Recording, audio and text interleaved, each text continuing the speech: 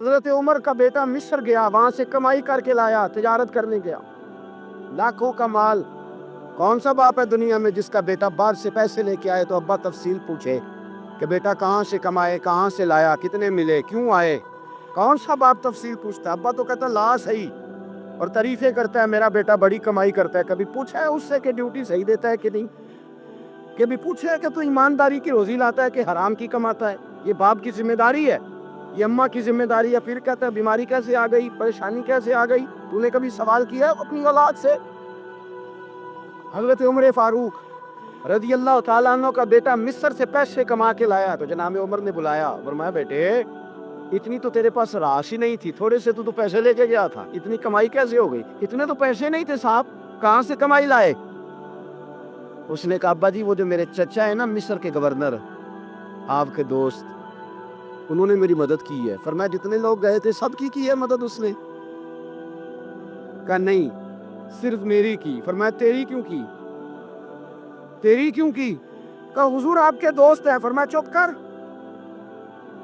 حضور انہوں نے مجھے اتنے پیسے دیے، میں نے کاروبار میں ڈالے تو نفع آیا تو میں ان کی رقم دے کے۔ فرمایا خاموش ہو جا، باقی جتنے لوگ گئے تھے سب کی مدد کی اس نے؟ کہا نہیں حضور صرف میری کی۔ فرمایا اس نے تیری مدد نہیں کی، اس نے خلیفہ کے بیٹے کی مدد کی، اس لیے کہ وہ خلیفہ کو اپنے حق میں نرم کر سکے۔ فرمایا آدھا مال تیرا ہے، آدھا مال غنیمت کا ہے، مال خزانہ کا ہے، مسلمانوں کا ہے، اس لیے کہ تو جو وہاں سے مال کما کے لایا ہے وہ اپنے باپ کے خلیفہ ہونے کی وجہ سے کما کے لایا ہے، لہذا رکھ ادھر۔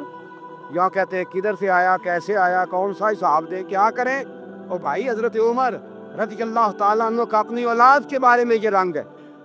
ایک جنگ سے نا خوشبو آئی، خوشبو بڑی مہنگی ہوتی تھی، عرب میں خوشبو آج بھی بڑی مہنگی ہے، وہ زیادہ استعمال کرتے ہیں۔ میری باتوں کی سمجھ آ رہی ہے میرے بھائی؟ بڑی مہنگی خوشبو تھی۔ جب وہ خوشبو آئی تو حضرت عمر نے کہا، گھر میں پہلے پہنچی حضرت عمر کے، چونکہ زیادہ عورتیں استعمال کرتی تھی گھر کے اندر خوشبو، مرد بھی لگاتے تھے۔ حضرت عمر نے اپنی بیوی سے کہا، آپ کی زوجہ تو تھی وہ بڑی خوشبو کو پسند کرتی۔ حضرت عمر نے اپنی زوجہ سے کہا کہ خوشبو لاؤ، میں نے ایک عورت کی ڈیوٹی لگائی ہے، وہ خوشبو تول کے نا تو حصہ برابر صحابہ میں بانٹ دے گی۔ تو آپ کی زوجہ کہنے لگی کسی بی بی کی ڈیوٹی لگانے کی کیا ضرورت تھی، میں جو موجود تھی اور بانٹ دیتی ہوں تول کے حصہ برابر۔ آپ نے فرمایا نہیں تو رہنے دے، اور فلانی بی بی بانٹے گی۔ حضور میں نے بھی بانٹنی ہے، میرے پہ کچھ حق ہے؟ آپ نے فرمایا نہیں، تو تفصیل نہ کچھ، تو خوشبو دے دے، کوئی اور بانٹے گی۔ خاتون خانہ تھی نا، کہنے لگی نہیں مجھے بھی آج آپ کو بتانا ہی پڑے گا کہ کوئی جو بانٹ سکتی ہے تو میں کیوں نہیں بانٹ سکتی؟ زوجہ کہتی عمر نے بات کی تو میری چیخیں نکل گئی۔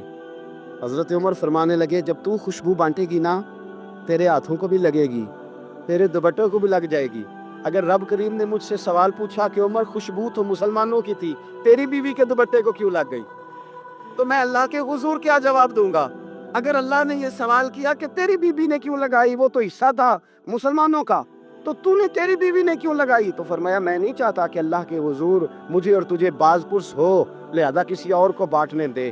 زوجہ روئی اور تڑپ کے کہنے لگی عمر مجھے لگتا ہے صبح قیامت بھی تیری بیوی ہونے کی وجہ سے اللہ مجھے جنت عطا فرما دے گا، تیری زوجہ ہونے کی برکت سے۔ بھائی یہ معیار رکھا، خدا کی قسم ایسا شخص تاریخ میں دوبارہ نہیں آیا۔ اتنا بڑا آدمی، اتنا بڑا شخص، اتنا بڑا آدمی، اور پھر رنگ یہ ہے کہ عمر 22 لاکھ مربع میل کا حکمران، 22 لاکھ، اور کھجور کے درخت کے نیچے مٹی کا ڈھیلا لے کے سو گئے ہیں، پرواہ کوئی نہیں، کوئی مسئلہ ہی نہیں۔ 2 غلام ساتھ بیٹھے تو ایک روٹی حضرت عمر نے گھر سے منگوائی، تھوڑا سا سرکہ، تو غلام کہنے لگے ہم نے بھی کھانی ہے۔ فرمایا کوئی حرج نہیں، روٹی کو پیٹ بھر کے کھانا ضروری تو نہیں، 3 حصوں میں بانٹ لیتے۔ ایک آدمی آیا ہوا تھا مصر کا رہنے والا ملنے کے لیے، اس نے پوچھا عمر کدھر ہے، تو کہا وہ ادھر جاؤ مسجد میں بیٹھے ہوں گے، اور واپس آیا تو کہنے لگا وہاں تو 3 غلام بیٹھے، ایک روٹی بانٹ کے کھا رہے ہیں، لگتا ہے کئی دنوں سے روٹی نہیں ملی۔ کہا 3 غلام تو کوئی نہیں، وہاں 2 ہی تھے، تیسرے تو امیر المومنین تھے۔ اس نے کہا نہیں 3 غلام ہیں، کپڑے بھی ایک طرح کے پہنے ہوئے ہیں، بلکہ 2 کے تو پھر صحیح ہیں، تیسرے کے تو زیادہ ماڑے ہیں، کپڑے بھی ایک طرح کے، کھانا پینا بھی ایک طرح کا، اور ان کا نشست برخاست بھی ایک طرح کی ہے، لہذا کوئی فرق نہیں۔ حضرت ابو ہریرہ کہتے ہیں میں لے کے آیا اور جناب عمر کو جب میں نے کچی زمین میں تامت سمیت بیٹھے دیکھا تو میں رو پڑا. میں نے اس مصر سے آنے والے کو کہا تو اس کے جلوے دیکھ, اگر اس کی ذات میں اتنا حسن ہے تو محمد عربی کا مقام کیا ہوگا. یہ مقام غور ہے, مقام غور. 10 محرم کو لوگ دیگے پکائیں گے نا, نہیں پکانی ہے. تو بول دے نہیں, ہاں نہ نہیں کر دے.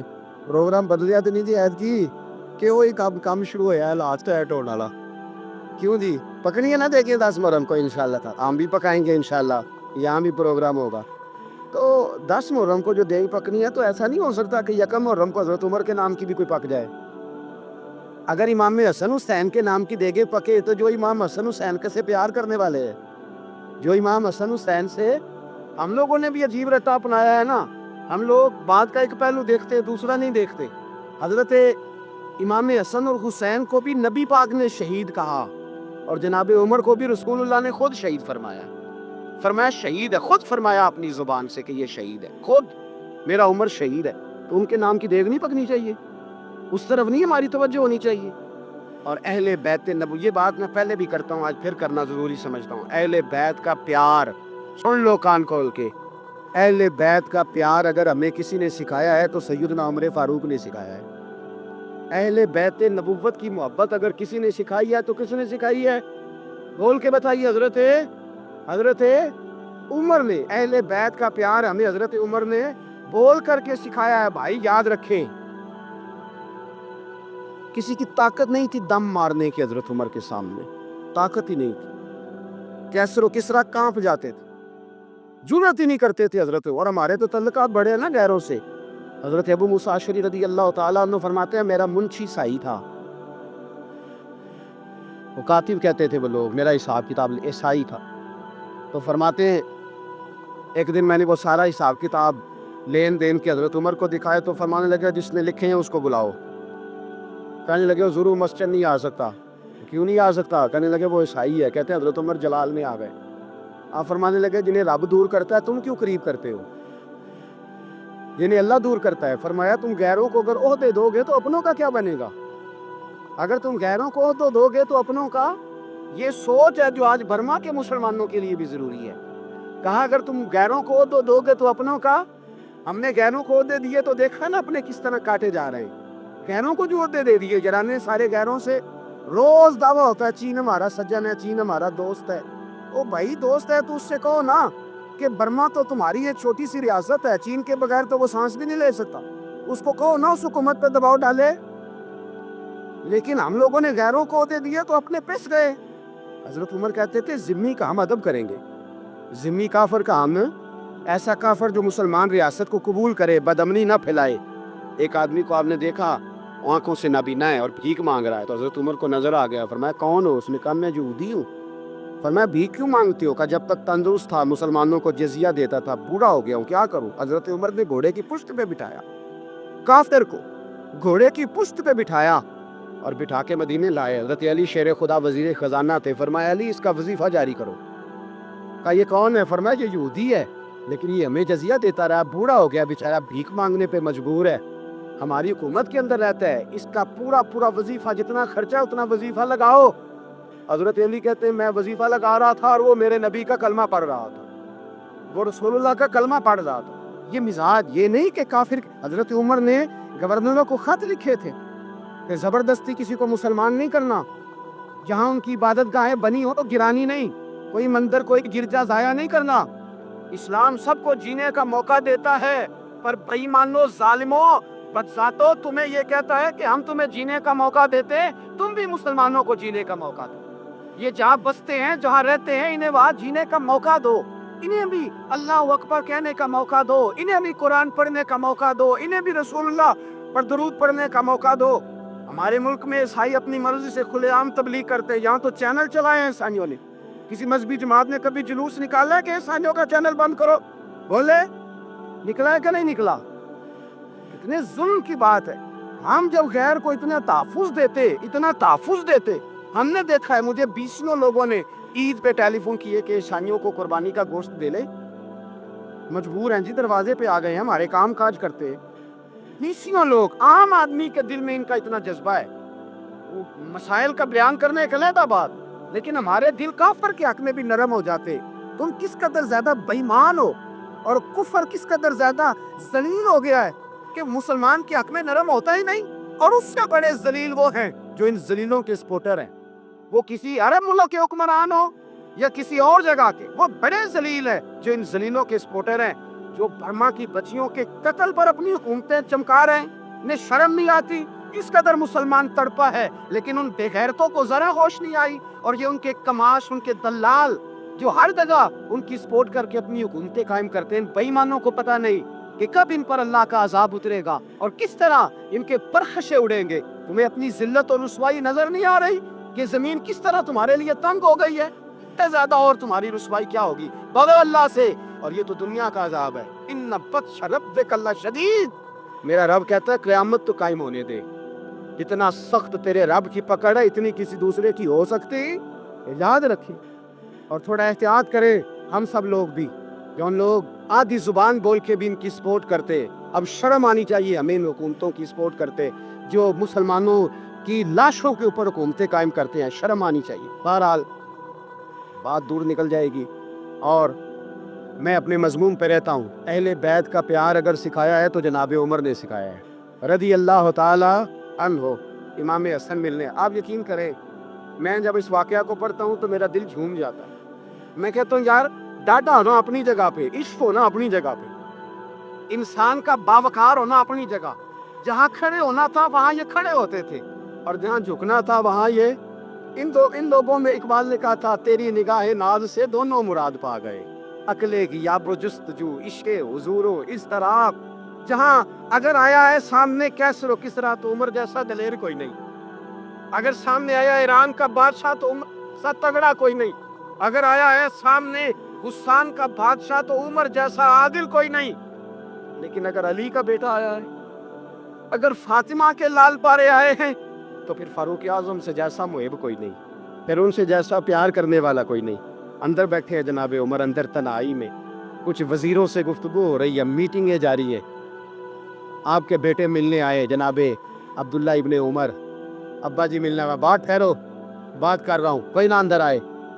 صاحب زیادہ باہر کھڑا ہے. تھوڑی دیر گزری تو امام حسن بھی آ گئے. کون آئے؟ آپ کو جو ملے گا امام صاحب کا نام لینے سے، وہ سردار ہیں جنتیوں. کون آئے؟ سارے بولیے. امام حسن تیری نسل پاک میں ہے بچہ بچہ نور کا، تو ہے نور تیرا سب گھرانہ. امام حسن آئے تو حضرت عبداللہ ابن عمر کو دروازے پہ کھڑے دیکھا. کہا امیر المومنین کہاں ہیں؟ کہنے لگے حضرت عمر کے بیٹے. کہنے لگے وہ اندر بیٹھے، کچھ میٹنگ ہو رہی ہے اور انہوں نے کہا کوئی اندر نہ آئے، لیکن آپ جانا چاہیں تو چلے جائیں. آپ جانا چاہیں تو تیری نسل پاک میں ہے بچہ بچہ نور، آپ جانا چاہیں تو چلے جائیں. تو انہوں نے کہا جب آپ باہر کھڑے ہیں تو مجھے کوئی اتنا ضروری کام نہیں، اور ابھی زور کی نماز تھوڑی دیر میں ہوگی، میں مسجد میں مل لوں گا امیر المومنین سے.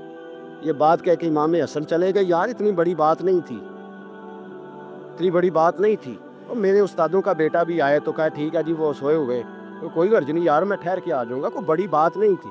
دیکھا جائے تو بڑی بات نہیں تھی، اور بات بہت بڑی تھی اس لیے کہ یہ خالی حسن نہیں، یہ حسن ابن علی ہے، یہ حضرت فاطمہ کے لخت جگر.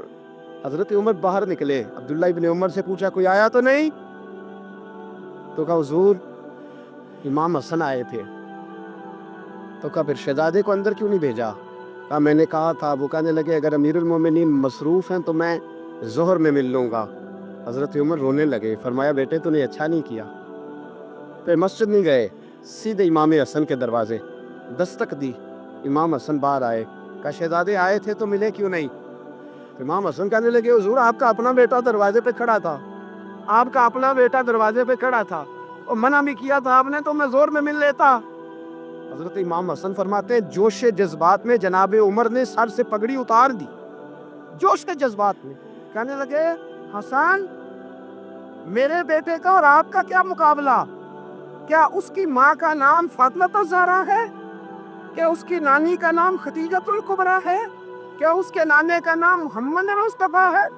آپ کا اور اس کا کیا مقابلہ؟ پھر رو پڑے اور کہنے لگے بیٹے میں مکے کے صحراؤں میں اونٹ چرایا کرتا تھا، یہ جو میرے سر پر عزت کے بال ہیں یہ تیرے نانے کے اگائے ہوئے. میں مکے کے خبردار شہزادے خبردار. او بھائی اہل بیت نبوت کے ادب کا رنگ اگر سکھایا ہے تو سیدنا عمر نے سکھایا ہے. حضرت عمر فاروق اتھارٹی ہے، اسلام کی اتھارٹی. یکم محرم حضرت عمر کی شہادت ہے. یہودی بول اٹھا، کافر بول اٹھا. اگر 6 مہینے عمر دنیا میں اور رہتے تو دنیا میں کوئی کافر موجود نہ ہوتا. 6 مہینے. اور جب اس بطل جلیل کا جنازہ اٹھا، اللہ بخاری پڑھیے نا، اللہم ارزقنا شہادتن فی سبیلک، اللہ بسترے کی موت نہ دینا، شہادت کی دینا. عمر شہید ہوئے، مسجد نبوی میں نماز پڑھاتے. اور جب جنازہ اٹھا تو مدینے کا پھر پیچھے جو دلیر بچے وہ مولا علی تھے. مولا علی، جناب عمر کا جنازہ اٹھا تو سب سے پہلی ہائے جو نکلی وہ حضرت علی کی زبان سے نکلی. اور حضرت علی ساری داڑھی آنسوؤں سے بھر گئی. لوگوں نے کہا کہ علی کیا ہوا؟ فرمانے لگے تم دیکھ نہیں رہے جنازہ کس کا اٹھا ہے؟ پلٹ کے دیکھو تو صحیح. تمہیں پتہ نہیں یہ کون گیا ہے؟ کہ حضور کیا ہوا؟ آپ فرمانے لگے عمر اس طرح کے کام کر کے گیا ہے، اب ان کے رستوں پہ کون چلے گا؟ کون اس کے جگر راہ وفا میں نقش ایسے چھوڑ آیا ہوں، میں جس منزل سے گزرا ہوں وہ اب تک یاد کرتی ہے. حضرت علی حضرت عمر کے جنازے پہ کھڑے ہو کے کہتے ہیں اللہ مجھے اس طرح کے عمل کرنے کی توفیق دے جس طرح کی عمر کر کے گیا. میرے بھائی، بطل عزیز، بطل حریت حضرت عمر رضی اللہ تعالیٰ عنہ، جو اپنی زندگی انقلاب والی گزار کے گئے. عمر جب دنیا سے گئے تو 80 دینار کا قرضہ تھا. 22 لاکھ مربع میل کا حکمران. اور اپنے بیٹے سے کہنے لگے بیٹے کوشش کرنا تیرے خاندان والے مل کے میرا قرضہ اتار دے، میری قبر پہ بوجھ نہ رہے. اور اگر خاندان والے مدد نہ کریں تو میرے دوستوں سے بات کرنا، وہ مدد نہ کریں تو پھر علی سے بات کرنا. ان کا پیار آپس میں اتنا، اور تو اختلاف ثابت کر رہا ہے. 80 دینار کا قرضہ چھوڑ کر حضرت عمر دنیا سے گئے اور جاتی دفعہ کہہ گئے میرے بعد میرے بچوں کو حکومت کے مشورے میں بھی شامل نہ کرنا، حکومت کے مشورے میں بھی میری اولاد شامل نہ ہو.